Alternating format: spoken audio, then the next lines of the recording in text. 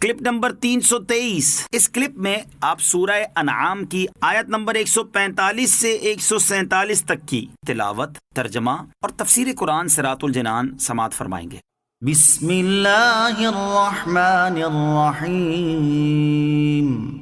ترجمہ، اللہ کے نام سے شروع جو نہایت مہربان رحمت والا ہے۔ قل لا اجد فيما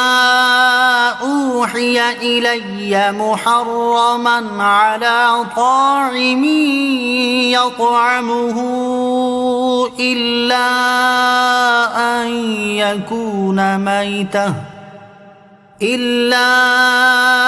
ان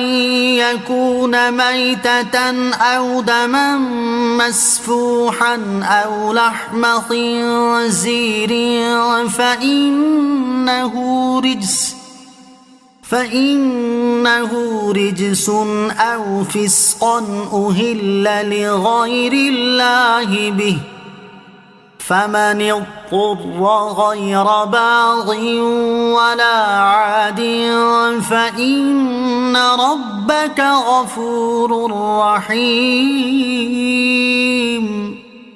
ترجمہ، تم فرماؤ جو میری طرف وحی کی جاتی ہے اس میں کسی کھانے والے پر میں کوئی کھانا حرام نہیں پاتا مگر یہ کہ مردار ہو یا رگوں میں بہنے والا خون ہو یا سور کا گوشت ہو کیونکہ وہ ناپاک ہے، یا وہ نافرمانی کا جانور ہو جس کے ذبح میں غیر اللہ کا نام پکارا گیا ہو، تو جو مجبور ہو جائے اور اس حال میں کھائے کہ نہ خواہش سے کھانے والا ہو اور نہ ضرورت سے بڑھنے والا، تو بے شک آپ کا رب بخشنے والا مہربان ہے۔ قل لا اجد، تم فرماؤ میں نہیں پاتا،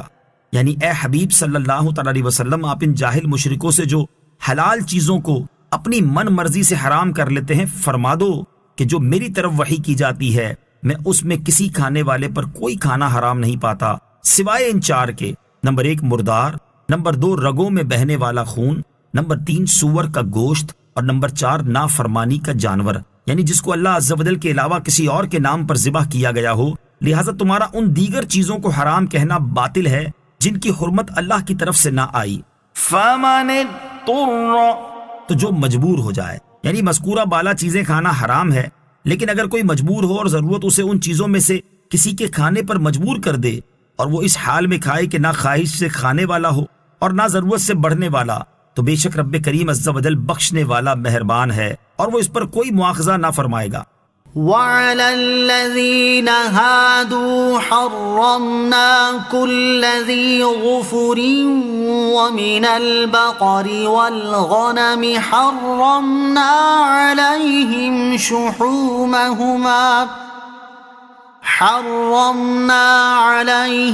شحومهما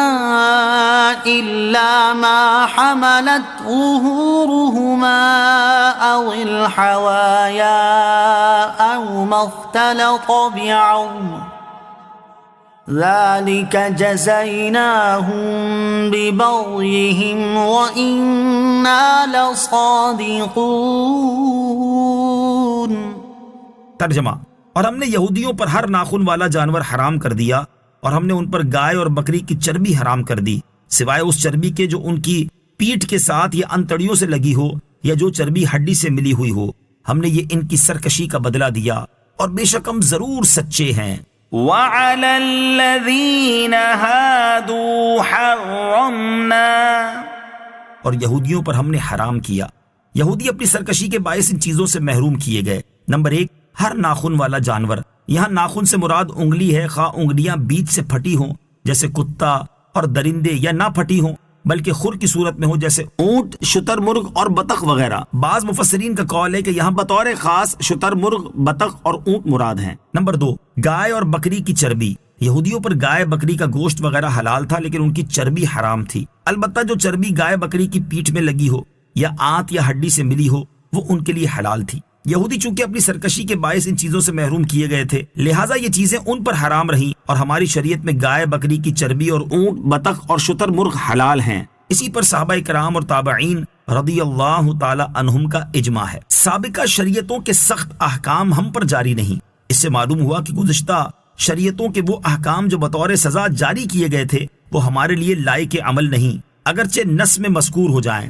کیونکہ یہ امت مرحومہ ہے پچھلی امتوں کے سخت احکام ہم پر جاری نہیں۔ فَإِن كَذَّبُوكَ فَقُل رَّبُّكُمْ ذُو رَحْمَةٍ وَاسِعَةٍ وَلَا يُرَدُّ بَأْسُهُ عَنِ الْقَوْمِ الْمُجْرِمِينَ۔ ترجمہ، پھر اگر وہ تمہیں جھٹلائیں تو تم فرماؤ کہ تمہارا رب وسیع رحمت والا ہے اور اس کا عذاب مجرموں پر سے نہیں ٹالا جاتا۔ فَإِن كَذَّبُوكَ، پھر اگر وہ تمہیں جھٹلائیں، یعنی اے محبوب صلی اللہ تعالیٰ علیہ وسلم، ہم نے یہودیوں پر جن چیزوں کے حلال و حرام ہونے کی تمہیں خبر دی، اگر یہودیوں سے جھٹلائیں تو آپ فرما دو کہ تمہارا رب عز و جل وسیع رحمت والا ہے، اس لیے وہ جھٹلانے والوں کو مہلت دیتا ہے اور عذاب میں جلدی نہیں فرماتا تاکہ انہیں ایمان لانے کا موقع ملے، ورنہ بہرحال جن پر عذاب الہی کا فیصلہ ہو جاتا ہے تو ان سے ٹالا نہیں جاتا اور پھر عذاب اپنے وقت پر